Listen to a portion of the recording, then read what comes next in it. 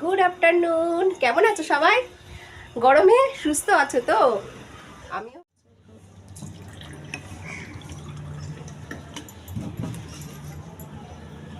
আছি তো, বন্ধ করে দিলাম। আর এই দেখো ঠাকুরটা রয়েছে। আর গুড আফটারনুন। কেমন আছো সবাই? গরমে সুস্থ আছো তো? আমিও ভালো আছি, কিন্তু গরমটা প্রচুর পড়েছে। সুস্থ থাকাটাও খুব কষ্টের, চাপের।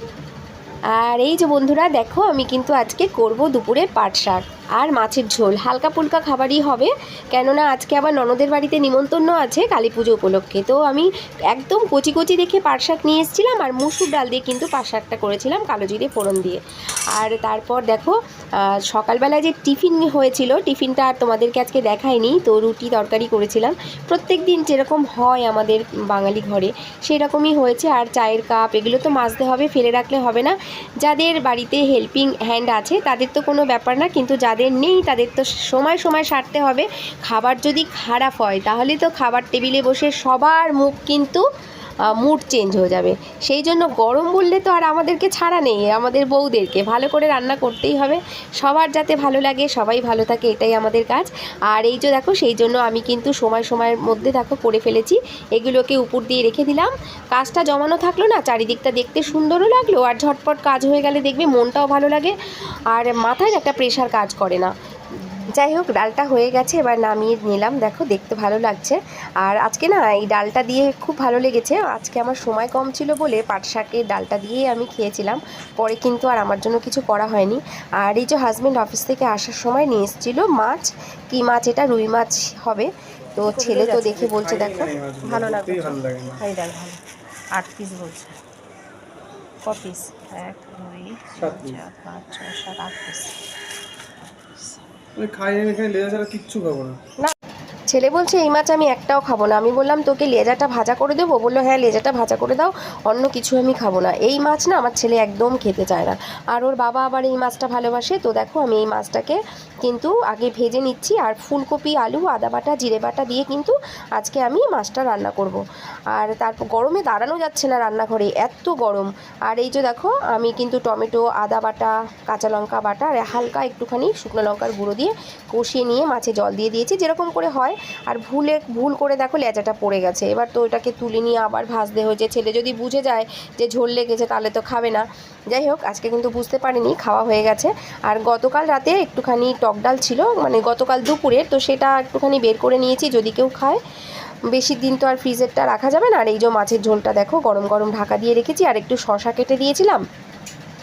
অনেক কিছুই ফ্রিজ থেকে বের করেছিলাম, সেটা কিন্তু আর আজকে রান্না করা হয়ে ওঠেনি। তো খেতে দিয়ে দেবো এখন, কিন্তু আগে ওদেরকে খেতে দিয়ে নি। ওরা তো মাছ টাছ দিয়ে খাবে, ওরা খেয়ে রেস্ট নিক, পরে আমারটা যখন হবে তখন হবে। তো এই যে দেখো আমি এবার খাবারটাকে দিয়ে দেবো, ডালটা বেড়ে নেব দুজনের জন্যই। আর তারপর দেখো হাজব্যান্ডকেও দেবো। এদিকে কিন্তু অফিস যাওয়ার সময় হয়ে যাবে, আবার রেডি হতে হবে, মার বাড়িতে যেতে হবে, ননদের বাড়িতে যেতে হবে। মানে কত প্রেশার ভেবেছো তো, সময় সময় করতে হয়, সবার মন রাখতে গিয়ে তারপরে কি হয় বলো তো, আমার শরীর খারাপ হয়ে যায়। যাই হোক, এটাই আমার কাজ, ভগবান এটা করতেই বোধহয় আমাকে পাঠিয়েছে জগতে। একার সময় এটা মনে আমি ভাবি।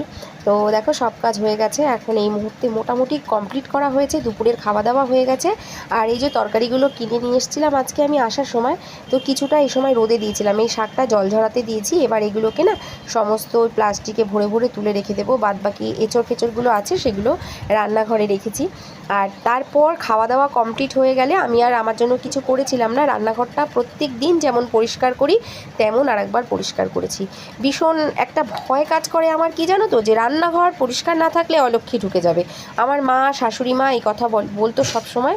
আর আমার মা তো এখনও আমাকে সব সময় এক কথা বলবে, গাছে জল না দিলে আর রান্নাঘরে কিছু রাখিস নি তো, এঁটো কাটা কিছু নেই তো, পরিষ্কার করে রাখবি, নাহলে কিন্তু ঘরে লক্ষ্মী থাকবে না। আর এই যে বলতে বলতে এইটা কিন্তু আমার এখন অভ্যাসে দাঁড়িয়ে গেছে। আর যে বাদবাকিগুলো বাসনগুলো শুকিয়ে গেছে সেগুলো জায়গা মতো রেখে দেবো। আর এই যে এগুলো মেজে নিয়েছিলাম, মেজে নেওয়ার পর পুছে জায়গা মতন রেখে রান্নাঘরটাকে আগে পরিষ্কার করে দেবো। পরিষ্কার করে দিয়ে তারপরে কিন্তু অন্য কাজে আমি হাত দেবো। অন্য কাজ বলতে দেখো, সকালবেলায় ঘুম থেকে উঠে যে কাজ আমরা করি বিকেলবেলাও কিন্তু সেম থাকে। আমার শাশুড়ি মা সন্ধ্যার আগে আমাকে ঘুম থেকে তুলে দিত, তখন খুব ঘুমোতে ইচ্ছা করতো জানো তো, কিন্তু এখন নিজের মনের তাগিদেই উঠে পড়ি। বিকেল বাজে এখন 5টা। এখন অফিস যাবে হাজবেন্ড, ওকে চা শরবত করে দেবো। আগে শরবতটা খাবে, তারপর চাটা খাবে। আর তারপর আমার যে কাজগুলো সেটা হচ্ছে সারাদিনে যেগুলো কেচেছি সেগুলোকে ভাঁজ করা, ঠিক আছে, সেগুলোকে ভাঁজ করে জায়গা মতন গুছিয়ে রাখা। তার কারণ হচ্ছে সকালের ঘুম থেকে ওঠার পর যে যে কাজগুলো থাকে না, যে ধরো বাসি কাজ সারতেই হয়, বাসি কাজ সেরে নিয়ে রান্না বান্না করা, যেটা মানে মেয়েরা করে সংসারের শ্রীবৃদ্ধির জন্য, বিকেলবেলাও ঠিক তেমনই করা উচিত, তবেই সংসারের শ্রীবৃদ্ধি হবে।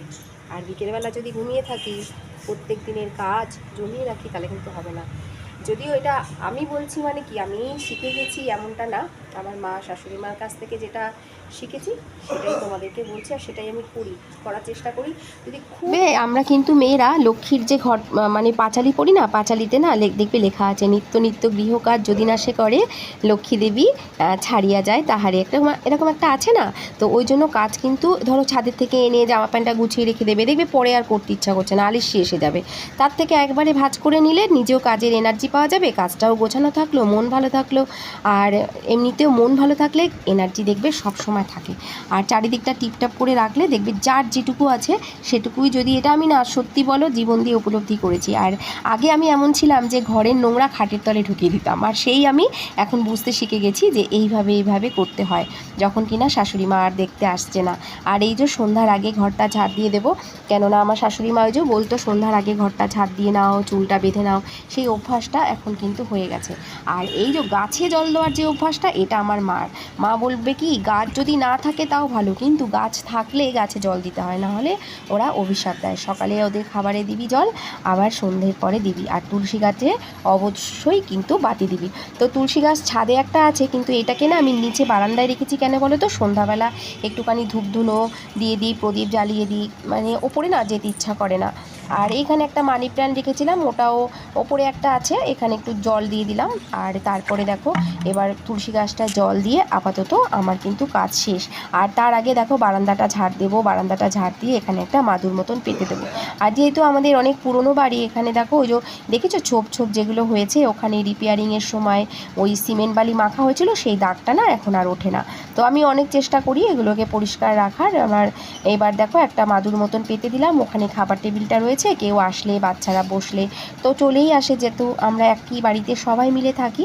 আর এই যে গাছের পুরনো পাতা আমি কিন্তু ফেলে দিলাম। তারপরে দেখো চলে গেছিলাম ননদের বাড়িতে। একা একা বয়স হয়ে যাচ্ছে, একা একা আর কতদিন যে পড়ে থাকছে, তাই তো তার থেকে ওই ওখান ছেড়ে দাও, দিয়ে এখানে একটা টোটো কিনে দিয়েছে, ওই টোটো চালায়, ভালোই করে। দিদিগুলো গল্প করছিল, ভোগে রান্না করছিল। ওই দিদিটা কিন্তু আমার ননদের পাশে থাকে, তো ওইটাও দিদি খুব। আর এই যে আমার ভাগনা লাল জামা প্যান্ট পরে বসে, লাল যে ধুতি পরে বসে আছে, ভাগনা পুজো করছে, ওদের বাড়িতে কালী প্রতিষ্ঠিত আছে। আর আমি দেখো এই যে ঘরটা বন্ধ করে দিয়ে এবার কিন্তু আমি ওদিকে যাচ্ছি। গানের একটা আওয়াজ এসেছিলো বলে আমি কপিরাইট আসবে বলে মিউট করে দিয়েছি। এটা ননদের ঠাকুর ঘর, তো সেটাই তোমাদেরকে দেখাচ্ছিলাম। আর কি বলো তো, লুকিয়ে দেখাতে হচ্ছিলো কেন জানো তো, সবাই তো জানে না ভিডিওর ব্যাপার, আর ননদের বাড়ি, সেই জন্য আমি ঠাকুরঘরটা তোমাদেরকে দেখাচ্ছিলাম। আর বাদবাকি ওই ঠাকুরটা একটু দেখিয়েছি, আর কিন্তু দেখানো মানে ক্যামেরা করা সম্ভব হয়নি। তো আজকের ভিডিওটা কিন্তু এখানে শেষ করে দেব। ভালোবাসা রইল সবার জন্য, টাটা, ভালো থেকো সবাই।